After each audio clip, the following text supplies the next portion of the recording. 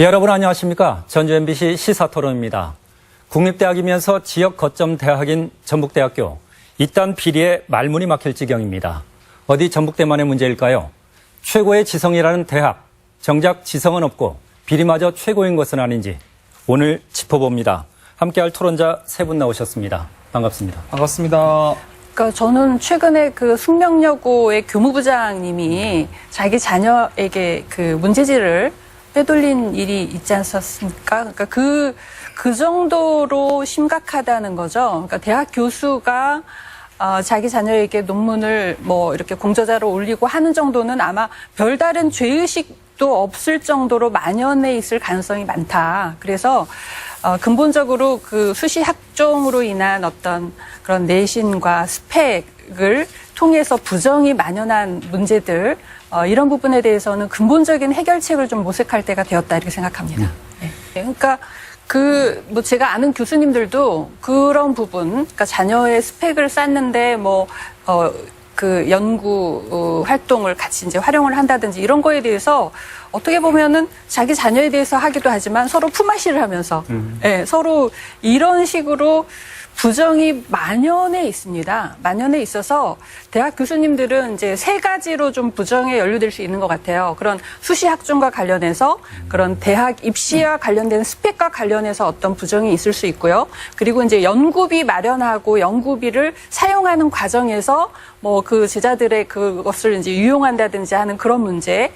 또 하나는 그러니까 요즘 이제 학생들은 학점이 굉장히 취업에 중요하지 않습니까? 그러니까 어떤 권력을 가지고 있음으로 인한 갑질, 이런 식으로 해서, 그러니까 여러 방면으로 대학이 좀, 우리가 생각하는 어떤 고매한 상하탑이 아닌 어떤 부정과 비리의 어떤 연루될 수 있는 가능성이 굉장히 많은 상황이라고 그렇게 파악이 됩니다. 예.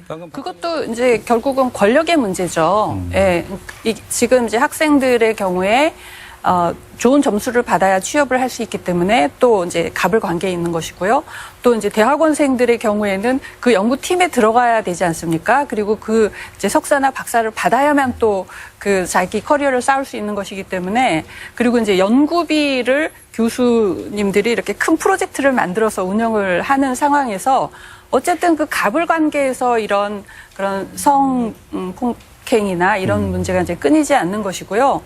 저는 이 부분에 대해서 교육부의 책임이 심각합니다. 왜냐하면 이런 문제가 결국은 다 내부 고발에 의해서만 문제가 되고 있어요.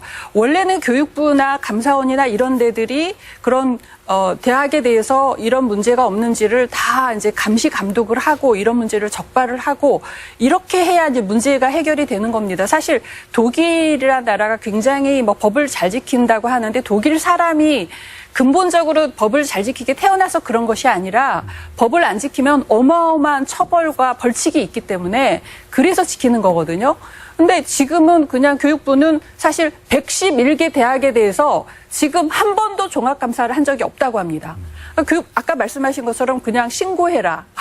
이래서 무슨 대학의 입장에서는 누가 내부 고발을 하면 그거에 대해서 조사를 하는 게 아니라 내부 고발자를 배신자라고 하면서 덮기에 급급하거든요. 그러니까 문제 해결이 될 수가 없는 겁니다. 그래서 이 문제의 핵심은 교육부가 지금까지 대학에 대해서 말하자면 자율성이라는 이름으로 사실상 방치했고 그런데 또 이제 한 가지 우려가 되는 거는 앞으로 또 이제 감사하겠다고 하면서 자칫 그냥 먼지털이식으로 이것저것 다 섞어가지고 감사를 하면 억울한 사람도 생기고 사소한 실수가 또 정말 말도 안 되는 그런 비리하고 같이 묶이게 되면 이거는 이제 말하자면 구별이 안 되는 겁니다. 그래서 확실한 비리에 대해서는 확실한 처벌을 하고 나머지에 대해서는 어떤 교정할 수 있는 그런 기회를 주는 식으로 감사도 제대로 하고 그거에 대한 후속 대책도 제대로 내는 것이 이런 문제를 근본적으로 해결할 수 있다고 생각합니다. 사립대는 더 심하다고 봐야 되죠. 그래도 국립대는 어쨌든 감시 감독이라는 것이 뭐 총장과 뭐 등등 해서 이제 관여가 되고 있는데 사립대는 사실상 이제 정부에서 들어갈 수 있는 게 굉장히 한계가 있기 때문에 다 감춰져 있다라고 봐야 됩니다. 그나마 이제 최근에 이제 여러 군데서 이제 문제가 생기고 사학재단에 대한 문제 제기가 이렇게 있으니까 교육부에서 뭐 특별 뭐 감찰 뭐 대책반 뭐 이런 식으로 해서 이제 사립학교 중에서 그동안 전혀 감사를 받지 않았던 곳 중에 뭐 6천 명 이상 규모가 큰 대학에 대해서 이제 일제 감사를 하겠다 이렇게 발표를 했거든요. 그러니까 이게 이제 시작이라고 생각하고요. 사립대에 대해서도 정부로부터 어마어마한 재정 지원을 받습니다. 그렇기 때문에 그거에 대해서 그리고 정부의 지원을 받지 않는다 하더라도 교육기관은 공적인 기관이기 때문에 그 부분은 정부가 만약에 무슨 부정이나 비리가 있을 때 그거에 대해서 우리는 자율성이니까 우리 노터치 이렇게 얘기할 수 없는 것이거든요. 그러니까 그 부분은 철저하게 진행이 돼야 될 것입니다. 그 부분이 이제 어떤 내부 고발자에 의해서 어떤 대학에서 문제가 됐어요. 근데 그 부분이 아까 말씀하셨지만 교육부에서는 우리는 학사만 관장하지 그렇게 내부 무슨 비리를 들여다보고 하는 데가 아니다. 그러면서 이제 방치를 합니다. 그럼 대학 내에서 그거를 어떤 내부 고발이 있을 때 그 비리를 문제를 해결하는 식으로 접근을 하느냐 아니면 그 문제로 인해서 지역사회의 여론이 나빠졌다거나 아니면 우리 대학이 불이익을 받는다거나 이렇게 생각하면서 오히려 내부 고발자를 배신자 취급하고 숨기고 이거를 적당히 처리를 합니다. 그렇게 되면 그 다른 대학에서도 저런 문제가 있어도 저런 식으로 그냥 봉합되고 가는구나 이렇게 하면서 이제 그 부분이 교정이 안 된 채로 계속 퍼져나가고 그래서 저는 제가 감히 말하건대 모든 대학에서 이런 형태의 문제들이 다 잠복되어 있을 가능성이 높다라고 생각을 합니다. 그나마 전북대는 어쨌든 예를 들면 총장 선거 과정에서 어떤 갈등이 있어서 그걸 계기로 해서 이런 문제가 그러니까 드러나게 됐고 그걸 계기로 또 교육부가 감사를 해서 이런 부분이 밝혀지는 것이거든요. 그래서 밝혀지는 것을 두려워할 게 아니라 이걸 계기로 해서 더 어떻게 이제 전북대학교가 사실 우리 전라북도는 모든 지표가 최하위지만 전북대학교는 그 국립대 중에서 굉장히 잘하고 있는 대학으로 이제 알려져 있거든요. 특히 수도권에서 가깝기 때문에. 근데 이번 계기를 좀 위기를 기회로 삼아서 더 확실하게 이제 깨끗하고 발전하는 대학으로 이렇게 전화위복할 수 있는 기회가 되기를 바랍니다. 그러니까 잠깐만요. 네. 그 대학이 갖고 있는 특성이 있다고 제가 말씀드렸잖아요. 고도의 전문적인 영역이나 이런 것들이 많기 때문에 감사 기능이랄지 어떤 법적인 어떤 제도나 이런 걸 만들어 가지고 규제하려고 하기가 쉽지가 않습니다. 그 영역만큼은 다시 또 대학이 해결하거나 이럴 수밖에 없는 그런 특징을 가지고 있거든요. 그래서 저는 그렇게 생각을 합니다. 물론 이제 두 트랙으로 가야죠. 법적인 제도랄지 시스템이나 할지 이런 것들을 통해서 충분히 어떤 내용들을 걸러내고 감시하고 확인할 수 있는 시스템을 하나 만들어야 되겠지만 기본적으로 대학은 자율성을 바탕으로 하기 때문에 자체적으로 그런 문제가 생기지 않도록 구성원들의 좀 질 높은 의식이 될 수 있는 이런 쪽의 방향도 함께 가야만이 이런 대학 문제가 계속 지속되거나 반복되거나 이런 것들로부터 좀 해결되지 않을까라는 생각이 듭니다. 저는 지금 말씀하신 게 굉장히 중요한 포인트가 있다고 생각하고요. 제가 이제 핀란드에서 이제 교육학 박사 이제 공부를 하면서 핀란드가 왜 이렇게 대학 경쟁력 1위가 되고 또 이제 그 교육의 나라가 되었는가? 철저하게 모티베이션입니다. 네. 그러니까 동기부여를 끊임없이 하는 겁니다.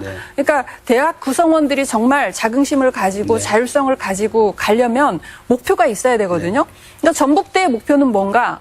전북의 지역 발전의 핵심에 가장 앞장선다 하는 그런 정확한 목표와 그거에 따라서 이제 구성원들이 잘 움직일 때 이제 그런 과정에서 이제 부정이나 비리 이런 것들이 자연히 서로 상호 감시에 의해서 어떤 제어가 되고 이렇게 될 수 있다고 생각합니다. 말씀하신 것처럼. 그래서 저는 이제 감사가 반드시 필요합니다. 그러니까 자정 노력에 의해서 되고 또 어떤 그 여론에 의해서 또 자정이 돼야 되지만 반드시 감사라는 게 있어야 되거든요. 근데 이제 청 교수님께서도 대학의 자율성이 중요하다고 말씀하셨잖아요. 정말 중요합니다. 감사가 또 다른 갑질이 돼서는 안 됩니다. 네, 그런데 지금 교육부는 감사를 하면 그게 어떤 일종의 또 갑질이 돼서 먼지털이식으로 막 대학의 자율성을 침해하는 방식으로 이렇게 하기 때문에 감사에 대한 거부감이 있는 것이거든요. 그래서 정말 문제되는 거에 대해서 확실한 감사를 하시고 나머지에 대해서는 자율성을 인정해 주시는 방향으로 제대로 된 감사를 해야 되고 그런 전제하에서는 그런 감사가 반드시 필요하다. 이렇게 생각을 합니다. 거기에 대해서 이제 제가 핀란드의 대학들을 보면 대학이 이렇게 폐쇄적인 조직이 아니에요. 그러니까 지역사회, 그러니까 지자체가 중심이 돼서, 대학과 기업과 뭐 또 대학도 하나의 대학이 아니라 묶어서 이렇게 크게 하나 대학을 만들거든요. 그러면 그 구성원들이 굉장히 다양하게 들어오게 되기 때문에 서로가 감시가 되는 거예요. 그래서 대학이 폐쇄적인 집단이 아니라 되게 이제 오픈된 뭐 지역사회와 기업과 또 그 지자체와에게 어떤 오픈된 조직이 됐을 때 그런 어떤 자정 기능 이런 것들이 이제 향상이 될 수 있을 거라고 생각하고요. 근본적으로 말하자면 이 기회비용에 있어서 내가 비리를 저지를 수밖에 없는 그 구조 있죠. 그러니까 수시 학종 이런 식으로 돼서 내가 조금만 비리를 하면 내 자식이 뭐 그 사회에서 이 90%가 아니라 이상의 5%에 올라가서 안정된 루트를 탈 수 있다. 이건 너무나 강한 유혹이 되는 거란 말이죠. 그래서 애초에 뭐 수시 학종이 무슨 이상적으로 좋은 제도일지 모르지만 우리나라 같이 다른 길이 없이 5% 가기 위해서 대학 입시라는 그 5% 가기 위해서 7, 80%가 과열 경쟁을 하는 상황에서는 불가피하게 공정성에 초점을 둔 그런 입시 제도를 택할 수밖에 없다. 그것이 최선은 아니라 하더라도 지금 현재 상태에서는 차선이다. 그리고 근본적인 그런 해결책을 모색을 해가야 될 것 같습니다. 예. 그런데 대학은 그러니까 이제 앞으로 대학이 이제 구조조정이 되겠죠. 어떤 식으로든지. 그리고 이제 탈바꿈을 해야 합니다. 근데 이 대학의 탈바꿈에 성공한 나라가 핀란드예요. 예, 핀란드가 90년대 대학 개혁을 하기 전에는 우리나라하고 이제 비슷한 그런 대학 구조였습니다. 그러니까 그런 산업과 관련된 대학들은 2년제 직업대학 이렇게 돼 있고 그런 뭐 폴리텍이나 단기 교육과정 이런 식으로 250개가 있다가 이거를 이제 10년간의 그런 구조조정을 통해서 대학이 이전에는 아카데미 대학만 있었는데 이제는 그런 직업과 직접 관련된 4년제 대학, 오히려 아카데미 대학보다 더 좋은 대학, 정부의 지원을 더 받는 그런 대학에 33개로 이렇게 탈바꿈을 하면서 대학 경쟁력이 1위가 된 거거든요. 그러니까 핀란드에서 대학이라는 개념은 교육에서는 동기부여, 그리고 대학은 지역 발전을 선도한다. 이렇게 돼 있어요. 그러니까 낙후된 지역이 있잖아요. 그러면 대학을 무조건 보내는 거예요. 네, 인구가 없어도 보내요. 지역 발전을 선도하기 위해서. 그런 점에서 저는 지금 이제 전북대학교 위상이 너무너무 지금 전북의 발전에서 중요하다고 생각하고요. 그리고 기본적으로 경쟁이 없으면 다 이제 도태되게 됩니다. 더 이제 침체가 되거든요. 전북대학교의 경쟁이 될 수 있을 만한 전북과교원이 생겨야 합니다. 그래서 전북대학교가 일반 종합대학이라면 과교원은 그런 농생명 바이오나 또 뭐 실버 산업이나 이런 지역의 어떤 산업과 직접 관련된 그런 4차 산업 이런 거와 관련된 그런 기능을 수행해서 뭔가 전북과기대와 전북대가 이렇게 경쟁을 하면서 서로 이렇게 견인해 나가고 또 그것들이 이제 지역 사회하고 긴밀하게 이제 연관이 되면서 이렇게 발전해 나갈 때 자연스럽게 동기부여도 되고 자연스럽게 그런 비리나 이런 부분에 대한 자정 기능도 생긴다고 생각을 합니다. 알겠습니다. 예. 그러니까 결국 이제 교육의 폐쇄성을 탈피하기 위해서 이렇게 언론도 관심을 가지고 또 정치인도 관심을 가지고 이런 자리가 마련되는 것이 이제 굉장히 중요하다고 생각하고요. 그리고 결국은 이제 동기부여. 교육이라는 것은 사실 굉장히 지루하고 사명감이 없으면 하기 어려운 일입니다. 무엇을 하기 위해서 우리가 이 일을 하는가라는 동기부여가 가장 핵심이고 결국은 지역의 대학교는 지역의 발전이라는 것이 강한 동기부여가 되고 그것을 위해서 어쨌든 지역 주민들과 지자체가 끊임없이 개입하는 과정에서 대학이 성장할 수 있다고 생각합니다. 우리가 바라는 대학, 비리와 범죄의 온상일 수는 없습니다. 그렇지 않아도 활력을 잃은 지역, 지금 당장 힘들어도 미래를 열어주는 상아탑이겠죠. 그 기대에 걸맞게 거듭나기를 기대하면서 오늘 순서 마칩니다. 시청해주신 여러분, 함께한 토론자 여러분 고맙습니다.